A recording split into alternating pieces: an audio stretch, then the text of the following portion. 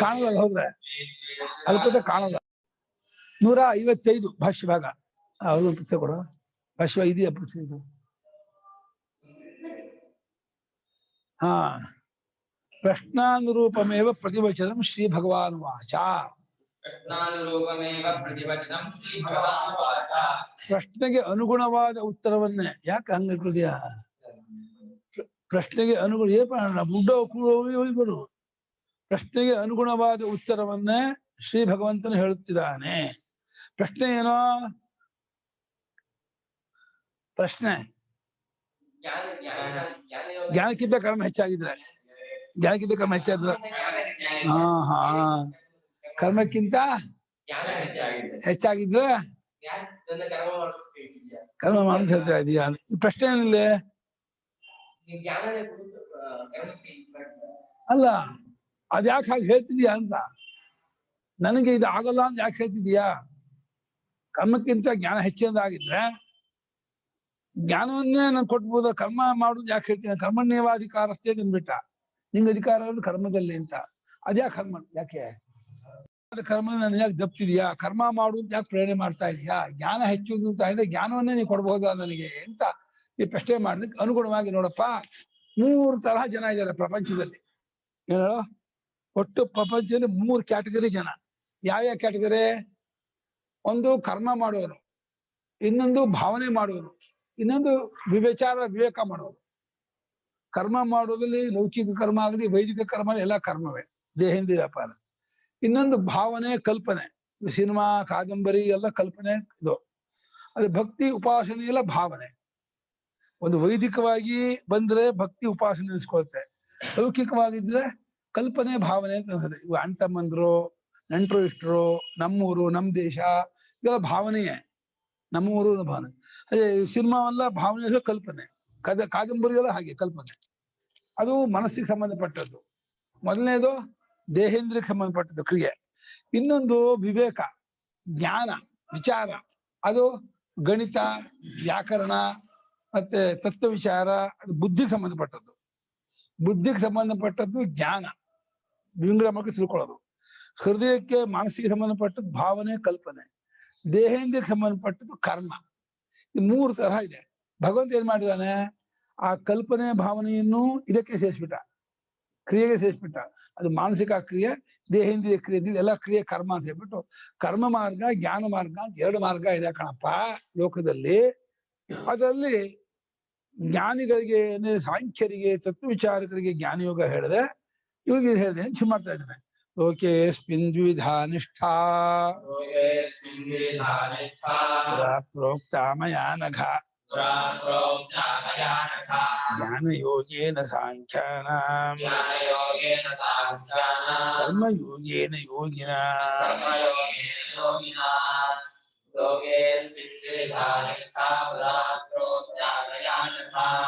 ಜ್ಞಾನಯೋಗೇನ ಸಾಂಖ್ಯಾನ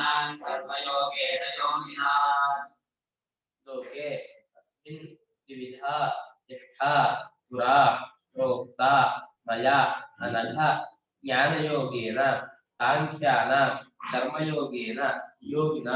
ಈ ಗೀತೆಯಲ್ಲಿ ಸಾಂಖ್ಯಾನು ಪದವನ್ನ ಇವರಿಗೂ ಹೇಳ್ತಾರೆ. ಪರಮಾರ್ಥವನ್ನು ಕಂಡುಕೊಳ್ಳುವಂತಹ ಸನ್ಯಾಸಿಗಳು ಜ್ಞಾನ ಮಾರ್ಗದಿಗೂ ಸಾಂಖ್ಯ ಅಂತಾರೆ. ಇನ್ನು ಕಾಪಿಲ ಸಾಂಖ್ಯ ಅಂತ ಒಂದು ಸಾಂಖ್ಯ ಇದೆ, ಅವೈದಿಕ ದರ್ಶನ. ಅದು ಸಾಂಖ್ಯ ಕಾರಿಕೆ ಅಂತ ಹೇಳಿ ಕಪಿಲ ಕಂಡು ಹಿಡಿದಿದ್ದು.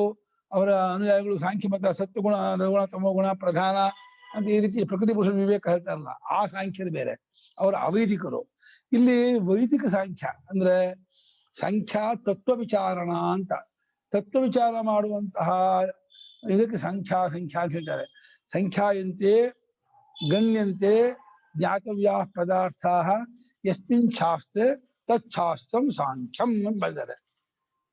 ತಿಳ್ಕೊಳ್ಬೇಕಾದ ವಿಚಾರವನ್ನು ಎಲ್ಲಿ ಇದು ಆತ್ಮಾನಾತ್ಮ ವಿವೇಕ ಅಂತ ಮಾಡಬೇಕು.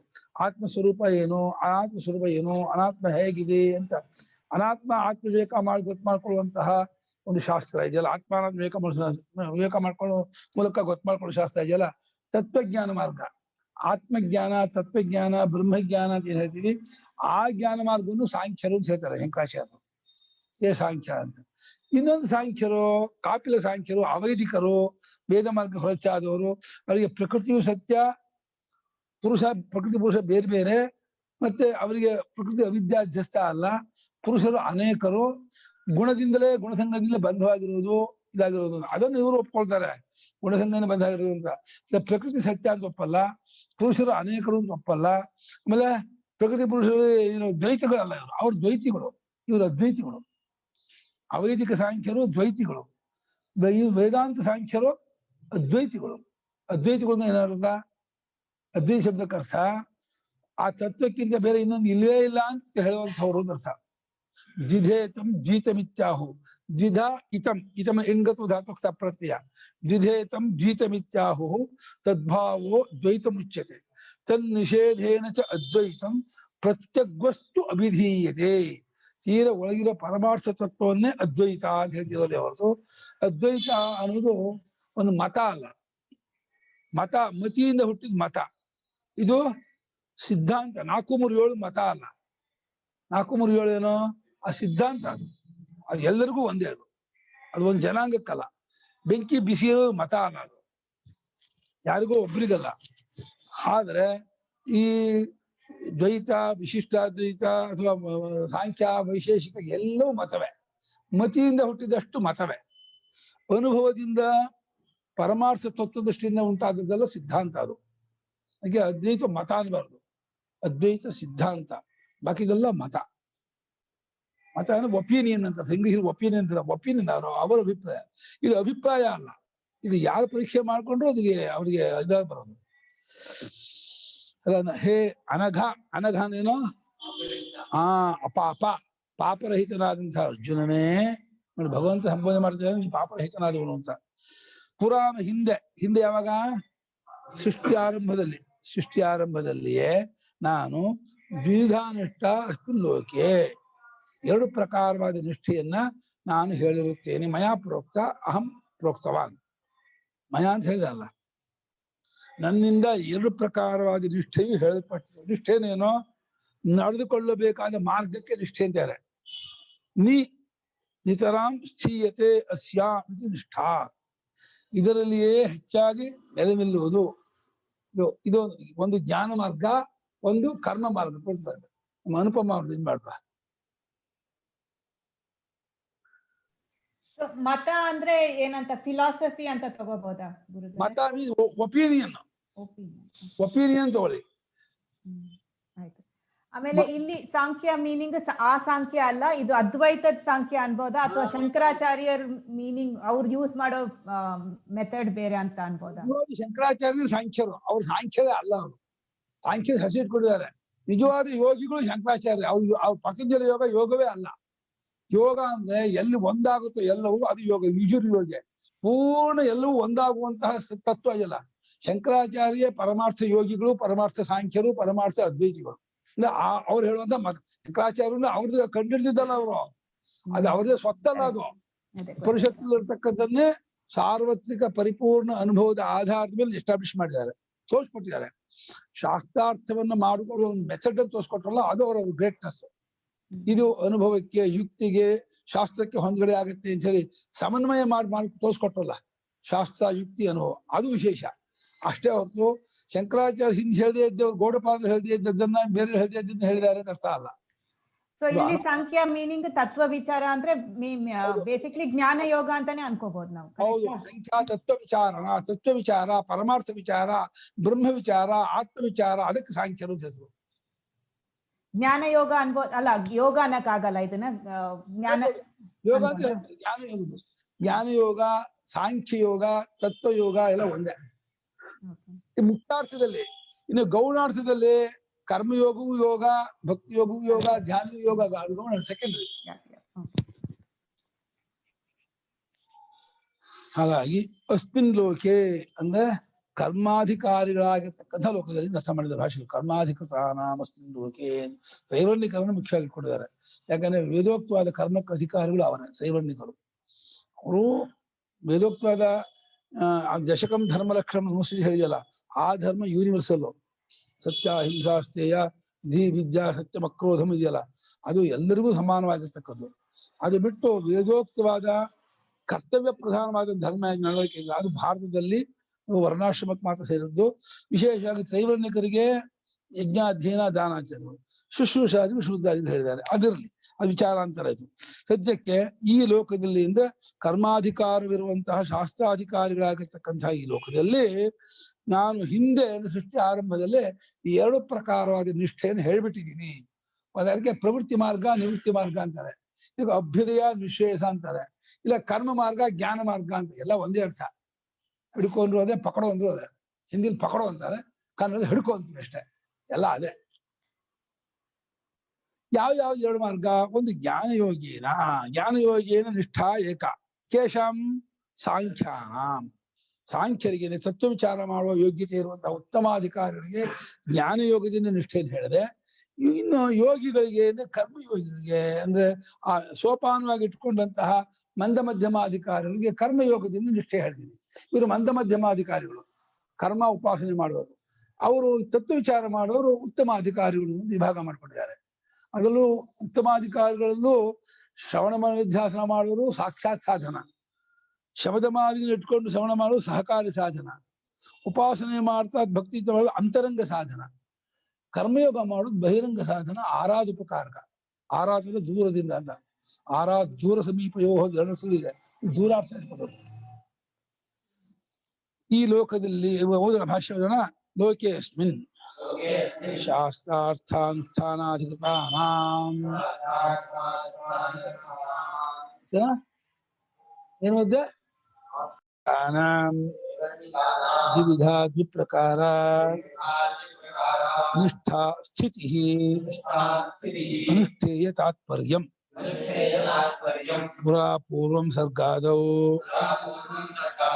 ಪ್ರಜಾ ಸೃಷ್ಟ್ವಾ ತಾಸಾಂ ಅಭ್ಯುದಯ ನಿಶ್ರೇಯಸ ಪ್ರಾಪ್ತಿ ಸಾಧನಂ ವೇದಾರ್ಥ ಸಂಪ್ರದಾಯಂ ಆವಿಷ್ಕುರ್ವತಾ ಪ್ರೋಕ್ತ ಮಯಾ ಸರ್ವಜ್ಞೇನ ಈಶ್ವರೇಣ ಹೇ ಅನಘ ಅಪಾಪ.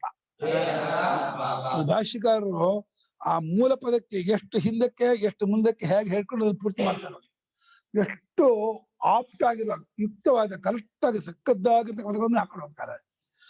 ಲೋಕೇಸ್ಮಿನ್ ಅಂತ ಮೂಲ ಪದ ಇದೆ. ಈ ಲೋಕದಲ್ಲಿ ಎಂದು ಭಾಷೆಗೆ ಬರೆದರೆ ಶಾಸ್ತ್ರಾರ್ಥಕ್ಕೆ, ಶಾಸ್ತ್ರಾರ್ಥ ಅನ್ನೋ ಅರ್ಥ ಅಂದ್ರೆ ವಿಷಯ. ಶಾಸ್ತ್ರ ನಾಮ ಕಿಂ? ವೇದ. ವೇದದ ವಿಷಯ ಯಾವುದು? 3: ಕರ್ಮ, ಉಪಾಸನೆ, ಜ್ಞಾನ. ಇದರ ಅನುಷ್ಠಾನ ಏನೋ ಇದನ್ನು ಇಂಪ್ಲಿಮೆಂಟ್ ಮಾಡೋದು, ಇದನ್ನ ನಡೆಸೋರು. ಅದಕ್ಕೆ ಅಧಿಕಾರಿಗಳು. ಅದರ ಅಧಿಕಾರಿಗಳು ಯಾರು? ಉಪನೀತರು. ಅನುಪನೀತರಾಗಲ್ಲ. ಉಪನೀತರು ಯಾರು? ತ್ರೈವರ್ಣಿಕರು.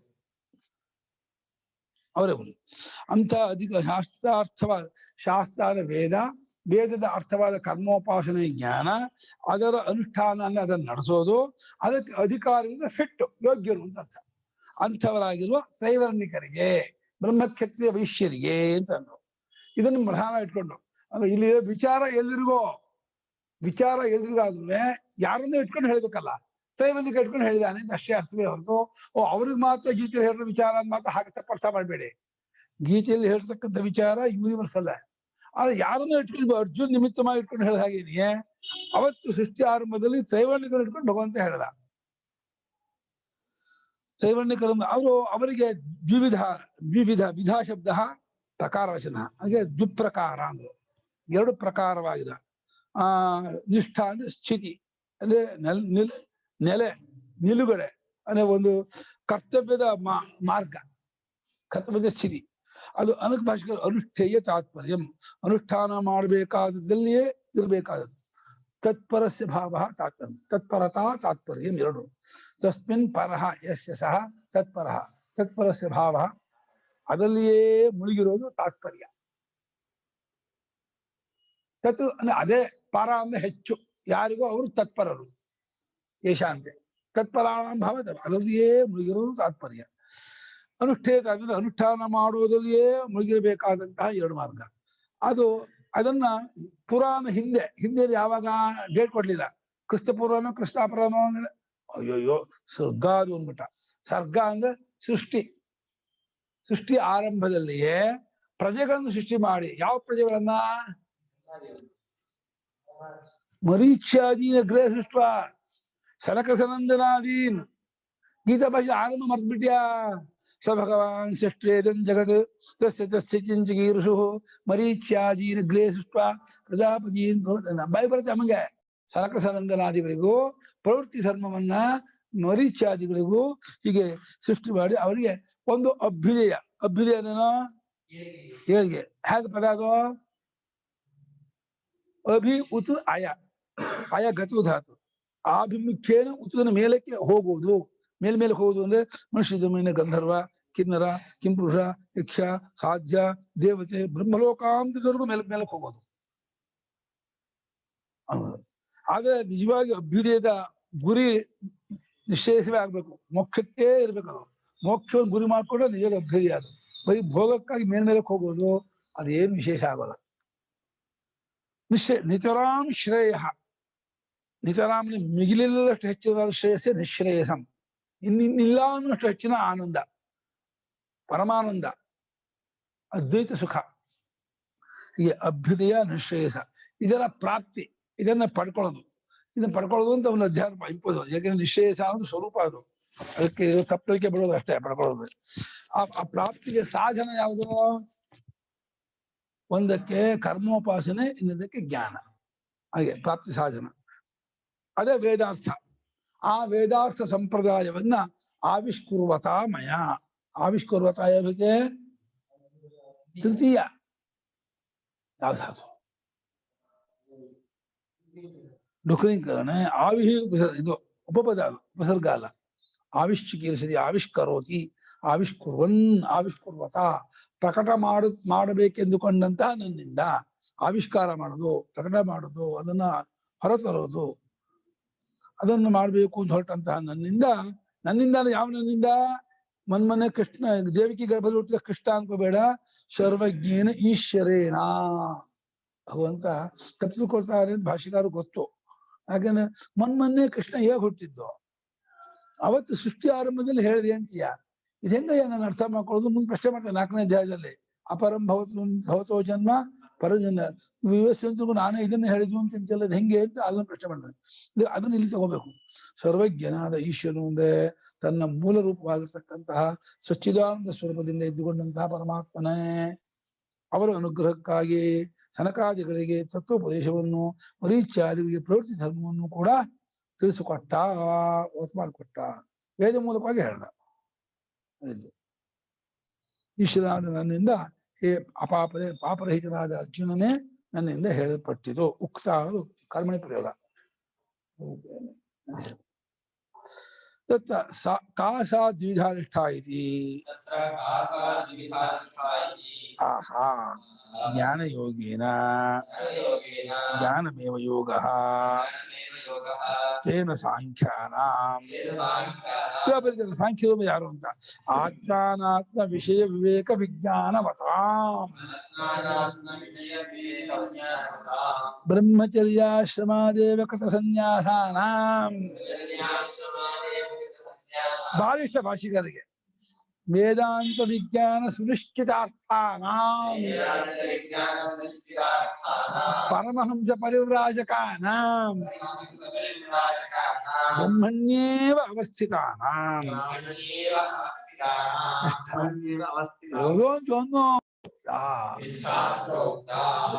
ಕಾಸಾದ್ವಿಧ. ಆ ಯಾವ್ದಪ್ಪ ಎರಡು ಪ್ರಕಾರದ ನಿಷ್ಠೆ ಅಂತ ಕೇಳಿದ್ರೆ ಅದಕ್ಕೆ ಭಗವಂತ ಹೇಳ್ತಾನೆ, ಜ್ಞಾನ ಯೋಗದಿಂದ. ಅಂದ್ರು ಜ್ಞಾನ ಯೋಗದಿಂದ ಜ್ಞಾನವೇ ಯೋಗವೇ. ಅದು ಜ್ಞಾನದ ಯೋಗ, ಜ್ಞಾನ ರೂಪದಿಂದ ಹಾಗೂ ಇನ್ನೊಂದು ಯೋಗ ಹಾಗಲ್ಲ. ಜ್ಞಾನ ಅದೇ ಯೋಗ. ಯೋಗ ಶಬ್ದಕ್ಕರ್ಥ ಯುಜುರ್ ಯೋಗ ಕೂಡ್ಕೊಳ್ಳೋದು. ತಿಳುವಳಿಕೆಯಿಂದ ಪರಮಾತ್ಮನ ಕೂಡ್ಕೊಳ್ಳೋದೇ ಜ್ಞಾನ ಯೋಗ. ಅಜ್ಞಾನದಿಂದ ದೇಹೇಂದ್ರಿಯ ಮನೋಬುದ್ಧಿ ನಾನು ಅನ್ಕೊಂಡು ಬೇರೆ ಆಗ್ಬಿಟ್ಟ. ಕಿಲ್ಯ ಭಾವ, ಪರಿಚ್ಛಿನ್ನ ಭಾವ, ತುಂಡಾಗ್ಬಿಟ್ಟ. ಇಷ್ಟೇ ನಾನು ಅನ್ಕೊಂಡ್ಬಿಟ್ಟ. ತಾನೇ ಆಗಿದ್ರು ನಿಜವಾಗಿ ತನ್ನ ಸ್ವರೂಪ ಜಗದಾತ್ಮ ಸ್ವರೂಪವಾದರೂ ಕೂಡ ಒಂದು 5 ಅಡಿ ಲಿಮಿಟ್ ಆಗಿ ಸೀಮಿತನಾಗಿ ಇಷ್ಟೇ ನಾನು ಅಂದ್ಕೊಳ್ಳಲ್ಲ. ಇದು ಅಜ್ಞಾನ. ಇದು ಅಜ್ಞಾನ ಬಿಟ್ಕೊಳ್ಳುತ್ತಲೇ ಗೊತ್ತಾಗುತ್ತಲೇ ಇದು ಬಿಟ್ಕೊಳ್ಳುತ್ತೆ. 2 ಆದ್ಮೇಲೆ ಕಡಿತಾನ, ಕಡಿದ್ಮೇಲೆ 2 ಆಗುತ್ತೋ ಒಟ್ಟಿಗೆ ಆಗುತ್ತೆ. ಯುಗಪತ್ 2 ಆಯ್ತು ಅಂದ್ರೆ ಕಡ್ದ ಅಂದ್ರೆ 2 ಆಯ್ತು ಅಂತ ಕೋಲು. ಹಾಗೆ ಜ್ಞಾನ ಆಯ್ತು ಅಂದ್ರೆ ಅಜ್ಞಾನ ಹೋಯ್ತು, ಜ್ಞಾನ ಹೋಯ್ತು ಅಂದ್ರೆ ಜ್ಞಾನ ಆಯ್ತು. ಕತ್ಲೆ ಬಂದ್ಮೇಲೆ ಬೆಳಕು ಬಂದ್ಮೇಲೆ ಕತ್ಲೆ ಹೋಗುತ್ತೋ, ಕತ್ಲೆ ಹೋದ್ಮೇಲೆ ಬೆಳಕು ಬರುತ್ತೋ, ಒಟ್ಟಿಗೆ ಆಗತ್ತೆ. ಹಾಗೆ ಜ್ಞಾನ ಯೋಗದಿಂದ, ಜ್ಞಾನವೇ ಯೋಗ, ಆತ್ಮಜ್ಞಾನವೇ ಯೋಗ ಅಂದ್ರೆ ಕೂತ್ಕೊಳ್ಳೋದು. ಆ ಯೋಗದಿಂದ ಸಾಂಖ್ಯರಿಗೆ ಹೇಳಿದೆಯಿಂದ, ಸಾಂಖ್ಯರು ಅಂದ್ರೆ ಅವ್ರು ಯಾರು? ಒಂದು ಜನಾಂಗ ಅನ್ಕೋಬೇಡಿ. ಸಾಂಖ್ಯರು ಅಂದ್ರೆ ಯಾರು ಆತ್ಮಾನಾತ್ಮ ವಿವೇಕ ವಿಜ್ಞಾನವನ್ನು ಹೊಂದಿರ್ತಕ್ಕವರೋ ಅವರೆಲ್ಲ ಸಾಂಖ್ಯರು. ಆತ್ಮ ಅನಾತ್ಮ. ಅನಾತ್ಮ ಅಂದ್ರೆ ಏನೋ? ಅನಾತ್ಮ ಯಾವುದು? ಯಾವ್ದಮ್ಮ ಅನಾತ್ಮ? ಅನಾತ್ಮ. ಆತ್ಮ ಅಂದ್ರೆ ಏನು? ಸ್ವರೂಪ. ಅನಾತ್ಮ ಅಂದ್ರೆ ಸ್ವರೂಪವಿಲ್ಲದ್ದು. ಸ್ವರೂಪವಿಲ್ಲದ್ದು ಯಾವ್ದನ್ ಕೇಳಿ ಏನ್ ಹೇಳೋಣ? ಸ್ವರೂಪವಿಲ್ಲದ್ದು ಯಾವ್ದನ್ ಕೇಳ್ಬರ್ತೇನೋ. ಆದ್ರೂ ನಾವು ಅರಿವಿಗೆ ಗೋಚರವಾಗುವುದೆಲ್ಲ ಅನಾತ್ಮ ಅಂತ ಒಂದ್ ಹಂತ ಉದ್ದೇಶ ಮಾಡ್ತೀವಿ. ಇದು ಫಸ್ಟ್ ಏಡು. ಇದಲ್ಲ ಪರಮಾರ್ಥ ಅಲ್ಲ. ಅರಿವಿಗೆ ಯಾವ್ಯಾವ್ದು ಗೋಚರವಾಗುತ್ತೋ ಅದೆಲ್ಲ ಅನಾತ್ಮ, ಅರಿವೇ ಆತ್ಮ. ಇದು ಒಂದ್ ಹಂತ. ಅರಿವಿಗೆ ಗೋಚರ ಆಗೋದು ಯಾವ್ಯಾವ್ದು ಅಂತಂದ್ರೆ ನಾನು ಅನ್ನೋದನ್ನ ಶುರು ಆಗುತ್ತೆ. ನಾನು, ಬುದ್ಧಿ, ಮನಸ್ಸು, ಇಂದ್ರಿಯ, ದೇಹ, ಅದಕ್ಕೆ ಕಾಣುವಂತ ಪ್ರಪಂಚ, ಪಂಚಭೂತಗಳು, ಕಾಲದೇಶಗಳು, ನಾಮರೂಪಗಳೆಲ್ಲ ಅನಾತ್ಮ ಅಂತ ಒಂದ್ ಹಂತ ಉದ್ದೇಶ ಮಾಡ್ತೀವಿ. ಅದು ಶಬ್ದಾರ್ಥ ಯೋಚನೆ ಮಾಡಿದ್ರೆ ಆತ್ಮ ಅಂದ್ರೆ ಸ್ವರೂಪ. ಸ್ವರೂಪವಿಲ್ಲದ್ದು ಯಾವ್ದು ಕೇಳಿದ್ರೆ ಏನ್ ಹೇಳ? ಇಲ್ಯೂಷನು, ತೋರಿಕೆ, ಭ್ರಾಂತಿ. ಆದ್ರೂ ಕೂಡ ಕ್ಲೇಶದ ಹಂತಕ್ಕೆ ನೋಡಪ್ಪ, ಕಾಣೋದೆಲ್ಲ ನೀನಲ್ಲ, ಹೌದನಯ್ಯ, ಈ ಪುಸ್ತಕ ನೀನೇನಯ್ಯ, ಈ ಡೆಸ್ಕ್ ನೀನಲ್ಲದ್ದೆಲ್ಲ ಅನಾತ್ಮ ಅಂತ ತಿಳ್ಕೊ. ನೀನ್ ಯಾವುದೋ ಅದು ಆತ್ಮ. ಆತ್ಮ ಶಬ್ದಕ್ಕೆ ಅರ್ಥ ನಿಜವಾಗಿ ಹೇಳಿದ್ರೆ ಅಹಂ ಬೇರೆ, ಆತ್ಮ ಬೇರೆ. ನಾನು ಬೇರೆ, ತಾನು ಬೇರೆ. ನಾನು ಅನ್ನೋದು ಅಹಂ ಪ್ರತ್ಯಯ, ತಾನು ಅನ್ನೋದು ಅಹಂ ಪ್ರತ್ಯಯವನ್ನು ಬೆಳಗುತ್ತಿರೋ ಅನುಭವ. ಅದು ಅಹಂ ಅನ್ನೋದು ಅಹಂಕಾರ ಪರಿಚ್ಛಿನ್ನವಾದ ಒಂದು ಅಭಿಮಾನ. ಆತ್ಮ ಅನ್ನೋದು ಅತತೀತ್ಯಾತ್ಮ, ಅತೀತ್ಯಾತ್ಮ, ಆಪ್ನೋತೀತ್ಯಾತ್ಮ. ಅಥ ಸಾತತ್ಯ ಗಮನೆ. ಆ ಸ್ಟೇಟ್ ಎಲ್ಲರೂ ಅರಿವು ಇರುವುದೇ ಸೇರ್ಕೊಂಡವನು, ಎಲ್ಲವನ್ನೂ ಅರಿವಿನಿಂದ ಅನುಭವಿಸುತ್ತಿರುವ ಆತನು, ಎಲ್ಲವನ್ನೂ ಅರಿವಿನ ತನ್ನ ತಗೊಳ್ತಾ ಇದ್ದಾನೆ.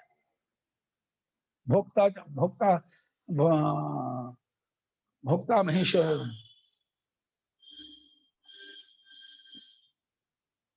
ಅರ್ಥ ಭೋಕ್ತಾ ಮಹೇಶ್ವರ ಎಲ್ಲಿ ಬರ್ತದೆ ಸೂರು? ಗೀತೆಯಲ್ಲಿ ಬರ್ತಲ್ಲಪ್ಪ.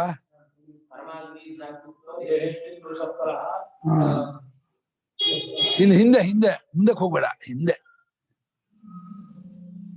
ಭೋಕ್ತಾರಂ ಯಜ್ಞತವಸಾಂ ಸರ್ವಲೋಕ ಮಹೇಶ್ವರ ಅದು ಹೇಳಿದ್ದಾನೆ.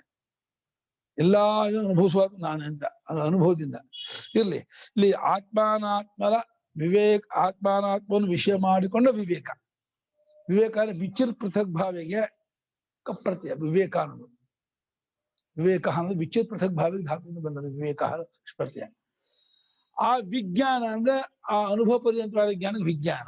ಅದನ್ನುಳ್ಳವರಿಗೆ ಮತ್ತು ಭಾಷ್ಯಕಾರರಿಗೆ ನಿಜವಾಗಿ ಇಷ್ಟ ಯಾವ್ದು ಹೇಳೋ?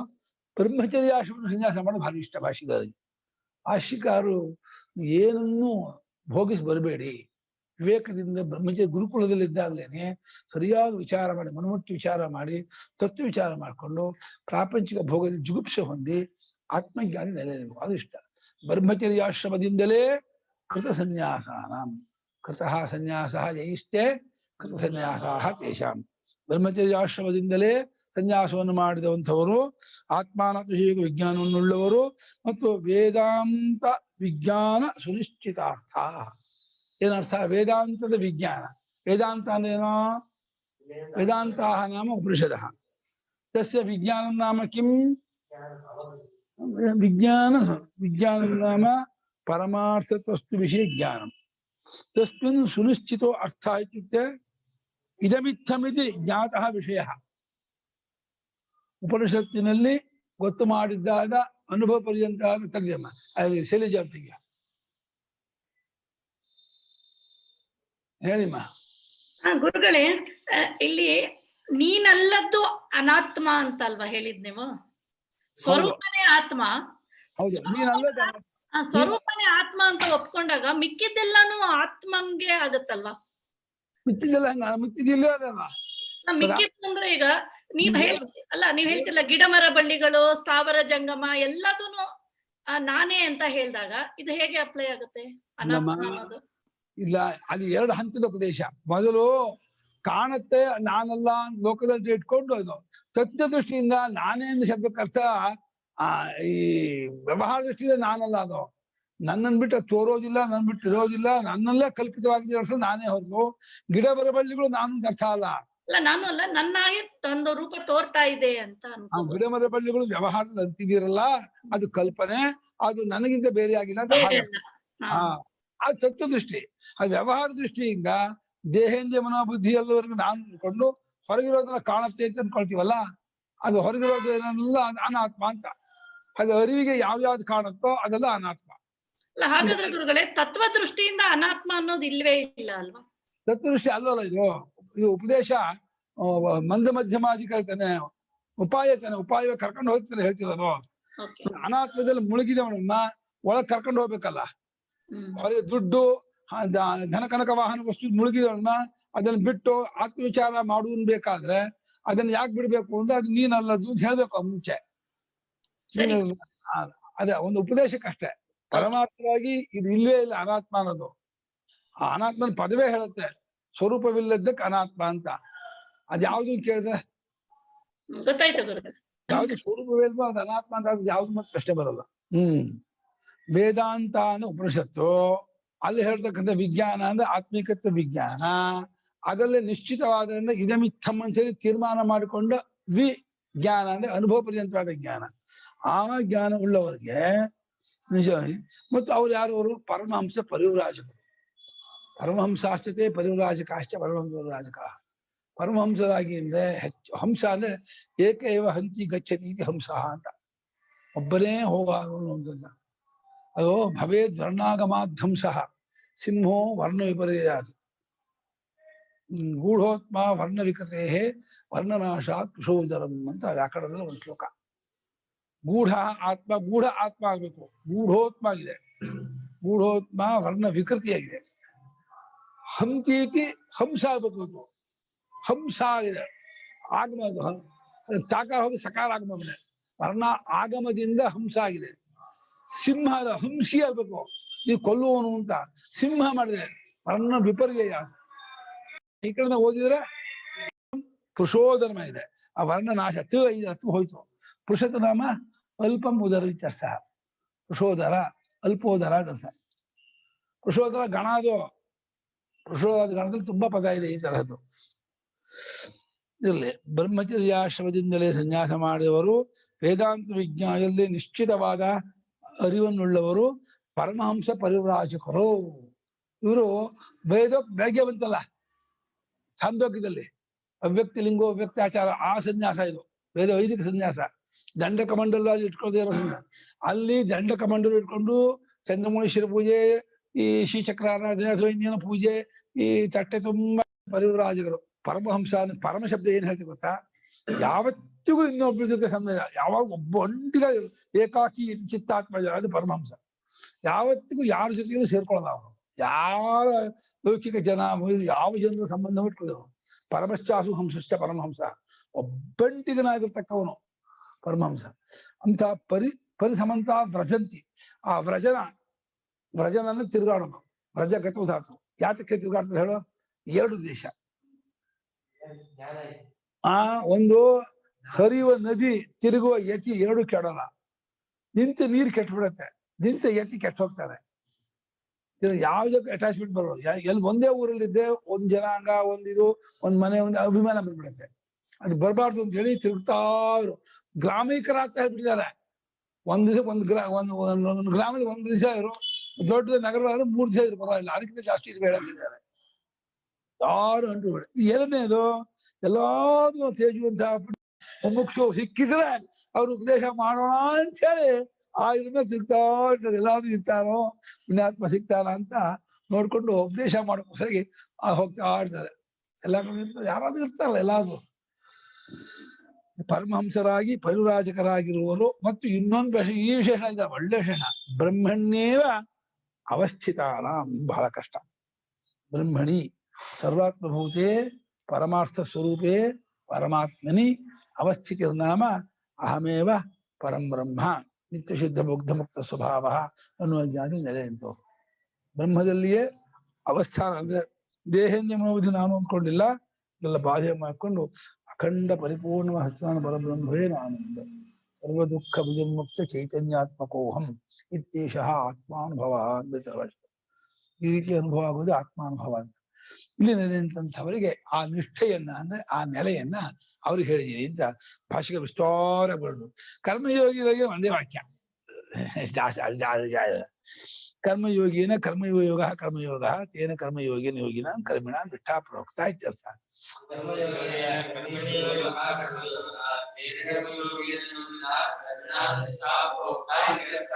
ಕರ್ಮಯೋಗ ಅಂದ್ರೆ ಅವರವರಿಗೆ ಏನು ಗೊತ್ತು ಮಾಡಿದ್ವಿ ಕರ್ಮವನ್ನ ಬ್ರಹ್ಮಚಾರಿ ಗೃಹಸ್ಥ ಆಯಾ ಕರ್ಮವೇ ಯೋಗ ರೂಪ ಮಾಡೋದೇ ಕರ್ಮಯೋಗ. ಯೋಗ ರೂಪ ಅಂದ್ರೆ ಈಶ್ವರ ಪ್ರಬುದ್ಧಿಯಿಂದ ಫಲಾಪೇಕ್ಷೆ ಇಲ್ಲದೆ ದ್ವಂದ್ವ ಪ್ರಧಾನ ಪೂರ್ವಕವಾಗಿ ಸಮತ್ವ ಬುದ್ಧಿ ಇಟ್ಕೊಂಡು ಮಾಡೋದು.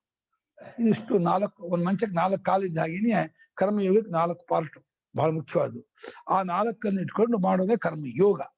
ಆ ಕರ್ಮಯೋಗ ಇದೆಯಲ್ಲ, ಅದರಿಂದ ಆ ಕರ್ಮಯೋಗದಿಂದ ಯೋಗಿಗಳಿಗೆ ಅಂದ್ರೆ ಕರ್ಮಿಗಳಿಗೆ ಅಂತ ಅರ್ಥ. ಇಲ್ಲಿ ಯೋಗಿಗಳು ಕರ್ಮಿಗಳನ್ನ ಯೋಗಿ ಅವ್ರಿಗೆ ನಿಷ್ಠೆಯನ್ನ ಅವ್ರು ಮಾಡ್ಕೊಂಡು ಬರ್ಲಿ. ಅವರು ಕರ್ಮ ಮಾಡುವಾಗಲೆಲ್ಲ ಪ್ರತಿಯೊಂದು ಹಂತದಲ್ಲೂ ಪರಮೇಶ್ವರನ ಪ್ರೇರಣೆಯಿಂದಲೂ ದೇವತೆಗಳ ಒಂದು ಅನುಗ್ರಹದಿಂದಲೂ ನಾನು ಈ ಒಂದು ಕರ್ಮ ತೊಳೆದವನಾಗಿದ್ದು, ಇದೆಲ್ಲವೂ ಅವನ ಅನುಗ್ರಹದಿಂದ ಈಶ್ವರನಿಂದ ಬಂದದ್ದು. ಎಲ್ಲವೂ ಅವನದೇ. ಕೆರೆಯ ನೀರನ್ನು ಕೆರೆಗೆ ಚೆಲ್ಲಿದ ಮೇಗೆನೆ ಪ್ರತಿಯೊಂದು ಪರಮೇಶ್ವರನ ಇಲ್ಲಿರೋದಲ್ಲ. ಈ ಮನೆಯ ಮಕ್ಕಳು, ಈ ಸಂಪತ್ತು, ಈ ನನ್ನ ದೇಹದಿಂದ ಕಾಲ ಸಂಘಾತ ಪ್ರತಿಯೊಂದು ಅವನ ಅನುಗ್ರಹದಿಂದ ಬಂದದ್ದಾಗಿದ್ದು ಅವನ ಇದನ್ನೇ ಚೇಷ್ಟೆ ಮಾಡ್ತಾ ಇದೆ. ಅವನಿಗಾಗಿಯೇ ನನ್ನ ಜೀವನ ಮುಡುಪಾಗಿಟ್ಕೊಂಡಿದ್ದೀನಿ ಅನ್ನುವ ಆ ನಿರಂತರ ಭಾವನೆಯಿಂದ ಮಾಡುವ ಚೇಷ್ಟೆಯ ಕರ್ಮಯೋಗ. ನಿರಂತರ ಆ ಚೇಷ್ಟೆ ಇರಬೇಕು. ಅವಾಗ ಏನ್ ಚೇಷ್ಟೆ ಮಾಡಿದ್ರು ಎಕ್ಕರೋಷಿ ಎದಷ್ಟಾಸ, ಏನ್ ಮಾಡಿದ್ರು, ಏನ್ ತಿಂದ್ರು, ಏನ್ ಕುಡಿದ್ರು, ಏನ್ ತಿರುಗಿ ಏನ್ ಮಾಡಿದ್ರು ಕೂಡ ತತ್ಕರುಷ್ವ ಮದರ್ಪಣಂ ಅಂತಂದ್ರ ಆ ಒಂದು ಬುದ್ಧಿನ ಇಟ್ಕೊಂಡು ಮಾಡ್ತಾ ಕರ್ಮಯೋಗ.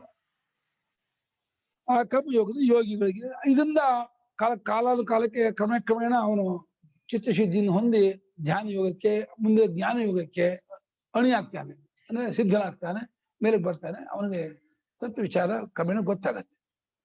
ಈಗ ಅದ್ರ ಮೇಲೆ ಚರ್ಚೆ ಮಾಡ್ತಾರೆ ಭಾಷ್ಯಕಾರರು. ಇಲ್ಲಿ ಏನಾದರೂ ಸಮುಚ್ಚಯ ಹೇಳಿದ್ದಿದ್ರೆ ಈ ರೀತಿ ಹೇಳ್ತಿರ್ಲಿಲ್ಲ. ಯಾವ್ದೇ ಭಾಷಿಕಾರನ ಸಮುಚ್ಚಯ ಖಂಡನೆ ಮಾಡೋ ಒಂದು ಹುಚ್ಚಿದಪ್ಪ, ಆಶ್ಚರ್ಯ. ಎನಿಜ ಏಕೇನ ಪುರುಷೇಣ ಏಕಸ್ಮೈ ಪುರುಷಾರ್ಥಾಯ ಜ್ಞಾನಂ ಕರ್ಮ ಸಮುಚ್ಚಿತ್ಯ ಅನುಷ್ಠೇಯಂ ಭಗವತಾ ಇಷ್ಟಮುಕ್ತಂ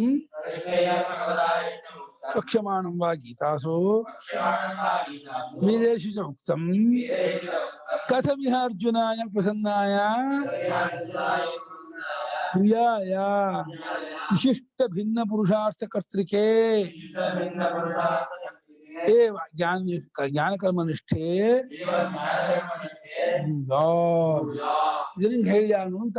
ಒಂದು ವೇಳೆ ವೃತ್ತಿಕಾರರು ಹೇಳೋ ಹಾಗೇನೆ ಒಬ್ಬ ಪುರುಷನಿಂದಲೇ ಒಂದೇ ಪುರುಷಾರ್ಥಕ್ಕೆ ಜ್ಞಾನವನ್ನು ಕರ್ಮವನ್ನು ಕೂಡಿಸ್ಕೊಂಡು ಮಾಡ್ಬೇಕು ಅನ್ನೋದೇನಾದ್ರು ಭಗವಂತನಿಗೆ ಇಷ್ಟವಾಗಿದ್ದರೆ ನೀವು ಹೇಳೋ ಹಾಗೆ ನಾವು ಒಪ್ಕೊಂಡಿಲ್ಲ, ಶಂಕರಾಚಾರ್ಯನ ಅರ್ಥ ಮಾಡ್ತಿಲ್ಲ.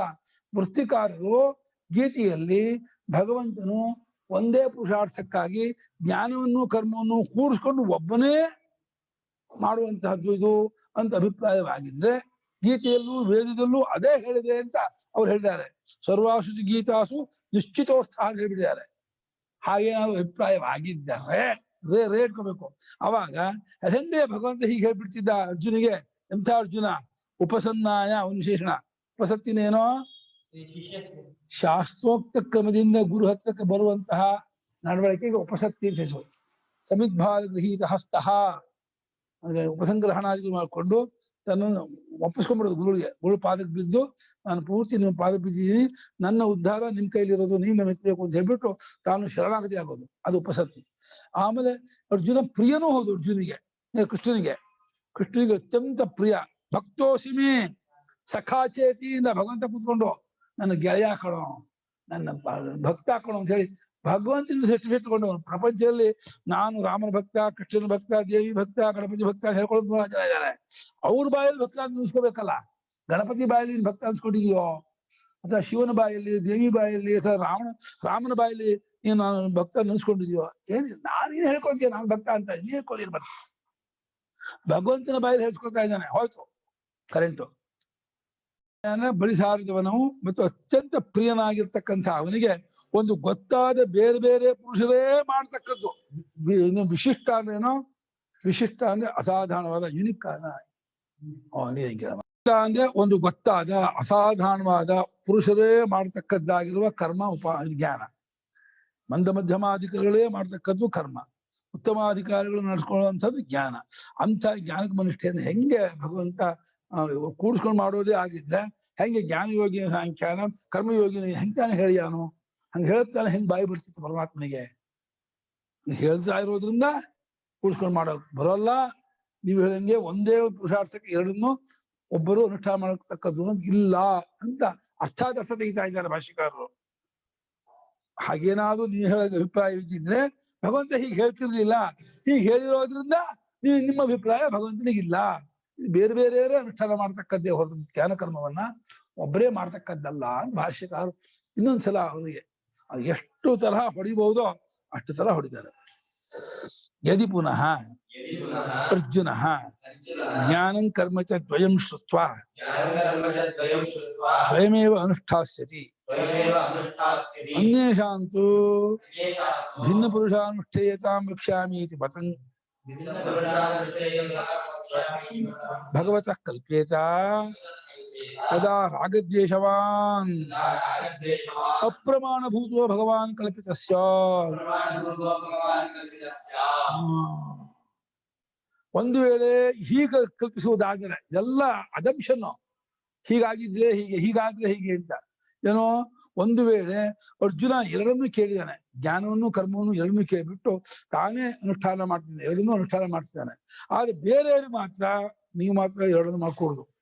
ನೀನು ಕರ್ಮ ಮಾಡ್ಬೇಕು, ನೀನು ಜ್ಞಾನ ಮಾಡ್ಬೇಕು, ಎರಡನ್ನೂ ಮಾತ್ರ ಕೂಡ್ಕೊಂಡು ಮಾಡ್ಲೇ ಕೂಡುದು ಅಂತ ಹಾಗೇನಾದ್ರೂ ಹೇಳ್ತೀರಿ ಅಂತ ಅಂದ್ಕೊಂಡ್ಬಿಟ್ಟಿದ್ರೆ ಅದು ಅಭಿಪ್ರಾಯವಾಗ್ಬಿಟ್ರೆ ಆಗ ಭಗವಂತನ ಅಭಿಪ್ರಾಯ ಹಾಗೇ ನೀವು ಕಲ್ಪಿಸುವುದಾದ್ರೆ ಭಗವಂತನ ರಾಗದ್ವೇಷ ಇದೆ ಅಂತ ಆಗತ್ತೆ. ಒಬ್ಬೊಬ್ರಿಗೆ ಒಂದೊಂದ್ಸಲ ಹೇಳ್ತಾನೆ ಅಂತ ಆಗತ್ತೆ. ಅರ್ಜುನಿಗೊಂಥರ ಹೇಳ್ದ, ಬೇರೆಯವ್ರಿಗೊಂಥರ ಹೇಳ್ದ ಅಂತ ಹೇಳಿ ಈ ರೀತಿ ಅನವಶ್ಯಕವಾಗಿ ಭಗವಂತನ ಮೇಲೆ ರಾಗದ್ವೇಷ ಉಳ್ಳವನು ಭಗವಂತನು ಎಂಬುದಾಗಿ ಕಲ್ಪನೆ ಮಾಡ್ದಂಗೆ ಆಗತ್ತೆ. ಅದು ಪರವಾಗಿಲ್ಲ ನಿಮಗೆ, ಪ್ರತಿಕಾರರಾಗಿರೋ ನಿಮಗೆ. ಭಗವಂತ ಪ್ರಮಾಣವೋ ಅಪ್ರಮಾಣವ? ಭಗವಂತ ಅಪ್ರಮಾಣ ಅಂದ್ರೆ ಗೀತೆಯನ್ನು ಪ್ರಮಾಣ ಅಂತ ಅನ್ನಬೇಕಾಗಿಲ್ಲ. ಗೀತೆಯು ಅಪ್ರಮಾಣ ಮಾಡ್ಬಿಡುತ್ತೆ. ಗೀತೆಯ ಅಪ್ರಮಾಣ ಮಾಡಿದ್ರೆ ಗೀತಾ ವೇದಾರ್ಥ ವೇದವನ್ನು ಅಪ್ರಮಾಣ ಅಂತ ಇದ್ದಂಗೆ ಆಗುತ್ತೆ. ಅದನ್ನ ಸರಿ ಅಲ್ಲ. ಭಗವಂತನಲ್ಲಿ ರಾಗದ್ವೇಷವಿದೆ, ಭಗವಂತನು ಅಪ್ರಮಾಣಭೂತನಾಗಿದ್ದಾನೆ ಅನ್ನೋದನ್ನ ಯಾವ ವೈದಿಕರು ಒಪ್ಕೊಳ್ಳಲ್ಲ, ಯಾವ ಸನಾತನಿಗಳು ಒಪ್ಕೊಳ್ಳಲ್ಲ, ಆರ್ಯರು ಯಾರು ಒಪ್ಕೊಳ್ಳಲ್ಲ. ಭಗವಂತನ ಸಾಕ್ಷಾತ್ ವೇದಾತ್ಮ, ವೇದ ಪುರುಷ, ನಾರಾಯಣ ಪುರುಷ. ಅವನೇ ವೇದಾರ್ಥವನ್ನೇ ತನ್ನ ಗೀತೆಯ ರೂಪದಲ್ಲಿ ತಿಳಿಸಿದ್ದಾನೆ ಅಂತಂದರೆ ಹೊರತು ಸರ್ವೋಪನಿಷದೋ ಗಾವ ದೋಗ್ಧ ಗೋಪಾಲನಂದನ ಪಾತ್ಥ ವತ್ಸ ಸುಧೀಹಿ ಭೋಕ್ತ. ಆ ಹಾಲು ಕುಡಿಯೋದು. ಹಾಲು ಯಾವುದು?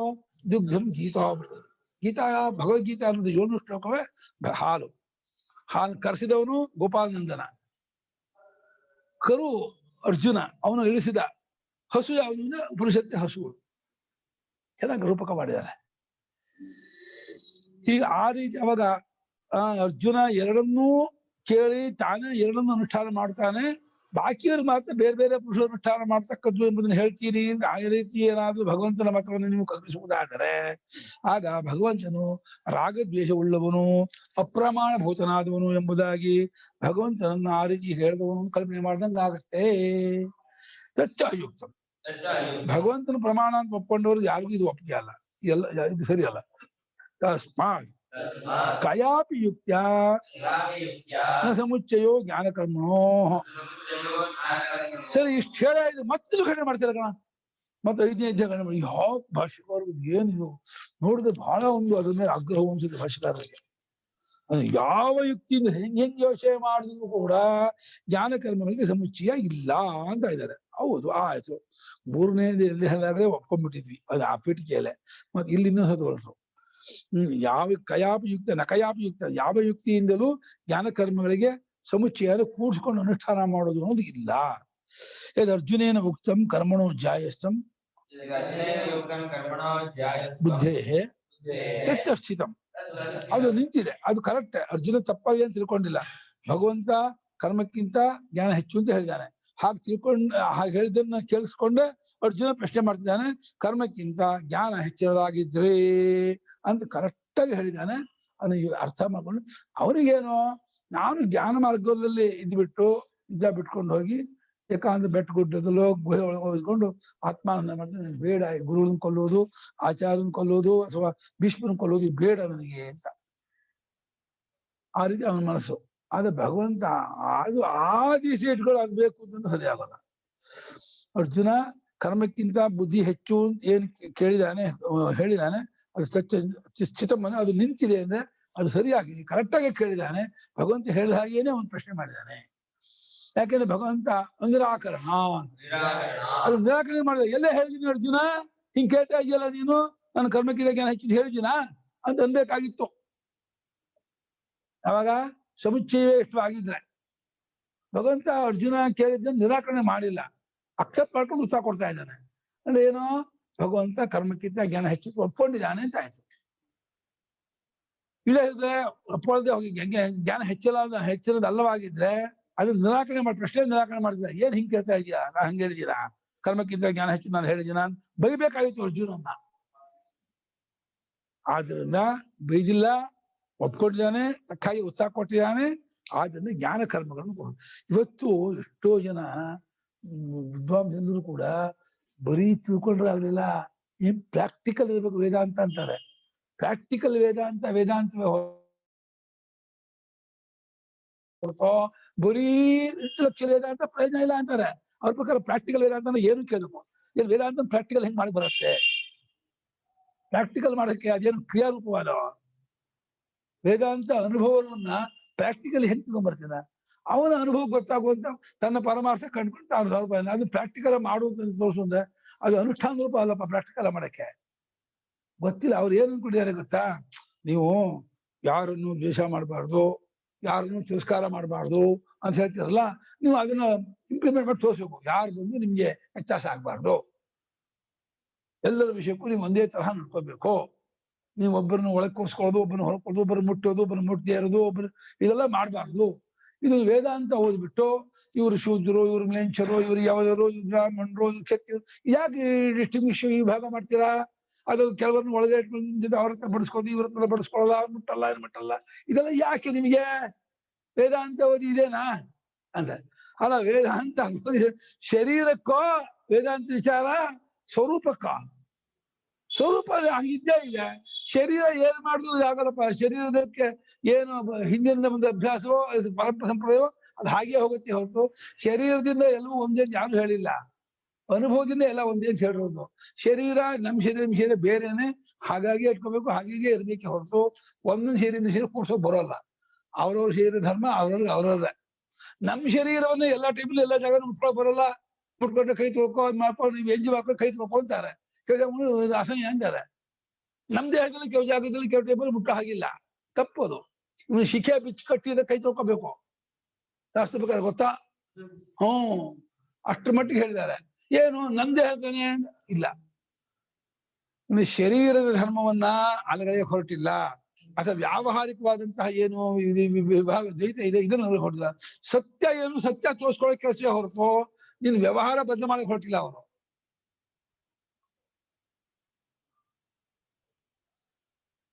ಅನಿರಾಕರಣ ಅಂದ್ರೆ ಅದನ್ನು ಅಲ್ಲಗಳೆದಿಲ್ಲ. ತಸ್ಯಾಸ್ತಿ ಜ್ಞಾನನಿಷ್ಠಾಯಾಃ ಸನ್ಯಾಸಿನಾಮೇವ ಅನುಷ್ಠೇಯತ್ವಂ. ಆ ಸಾಂಖ್ಯನಿಷ್ಠೆ ಜ್ಞಾನನಿಷ್ಠೆ ಎಲ್ಲ ಒಂದೇ. ಆ ಸಾಂಖ್ಯನಿಷ್ಠೆ ಜ್ಞಾನನಿಷ್ಠೆಯನ್ನ ಅನುಷ್ಠಾನ ಮಾಡುವವರು ಯಾರು? ಸನ್ಯಾಸಿನಾಮೇವ. ಸನ್ಯಾಸಿ ಶಬ್ದಕ್ಕೆ ಅರ್ಥ ಏನೋ? ಕಾಯಬಟ್ಟೆಯವರು ಇಟ್ಕೊಂಡು ಭಾಷೆಗಳು ಇಟ್ಕೊಂಡಿಲ್ಲ.